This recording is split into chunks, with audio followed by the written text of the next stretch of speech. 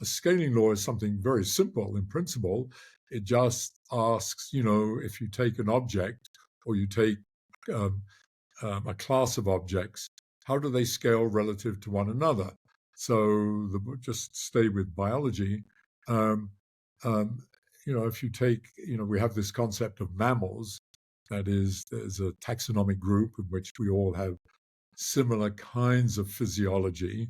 And the question is, if you look at any physiological variable, and the most fundamental of those being metabolic rate, so how much energy, how much food is needed per day to stay alive, and you ask, how does that change as I go from the smallest animal to the largest, or from the smallest mammal in this case, a shrew, which sits on the palm of your hand, up to a blue whale, which is as big probably as the building you're in, um, a factor of about 100 million actually in weight.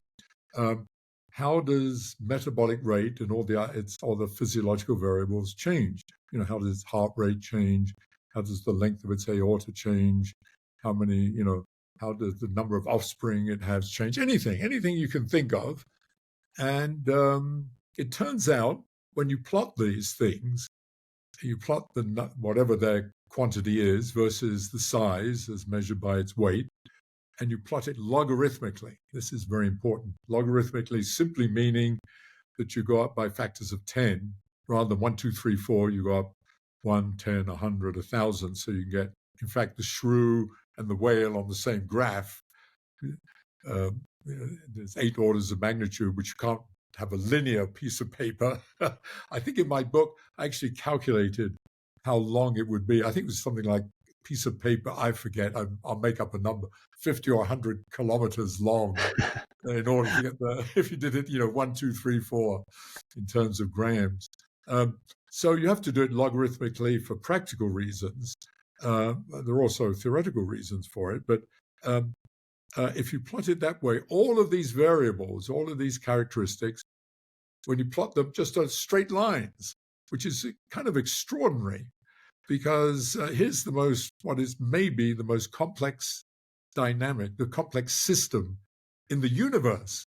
Well, as far as we know, it is. I mean, life is the most complex we know of. Presumably there's life elsewhere, but as far as we know, this is it so far. And it's unbelievably complex. And not only that, we also believe it's evolved by natural selection, that is, evolutionary processes, survival of the fittest, competition, and then natural selection leading to the organisms we see. And it's a continually evolving process. That everything is just historically contingent. So every organism, every component of the organism, every organ, every cell type, every genome has its own unique history. So you would have thought, and that's the way biology operates, that every organism is unique, is totally unique. So if you plotted these, you would expect tremendous spread across a piece of graph paper, plotted logarithmically, reflecting this kind of historical contingency explicit in process of natural selection. That's not what you see at all. You see everything lined up. And in fact, I will say a very provocative statement. It's lined up as if it was designed. It would be like designing an aircraft or something. It's like, so that's not what we believe. There's not some great intelligent designer, engineer up there in the sky, at least I don't believe so, designing this. So how in the hell did this happen? So that was the problem.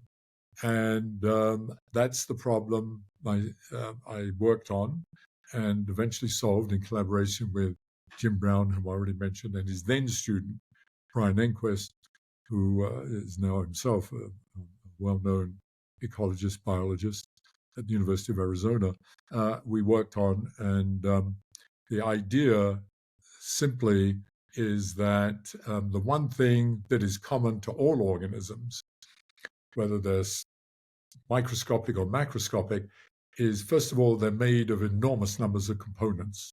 It's all these constituents, and they have to be serviced both fed and sustained, so on, in a roughly democratic, efficient way. And the way that has evolved is the obvious way, networks. We're a bunch of networks. So, we have a heart that delivers blood through the vascular system to your cells.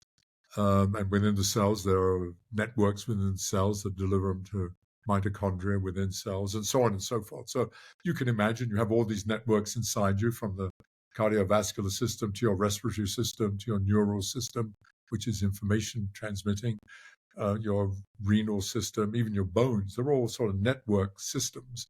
And so the idea was, it is the kind of universal principles and the mathematics of these networks that is transcending the design. And the crucial part about these networks, one of the most crucial aspects of the networks that is postulated, is that the process of natural selection, the process of competition, that continuous feedback that is honing the system as we compete both with other organisms and find our appropriate environmental niche, has led towards a tendency towards optimizing the system. So the networks are, just to give one example, our cardiovascular system, and by our, I mean every mammal that has ever existed.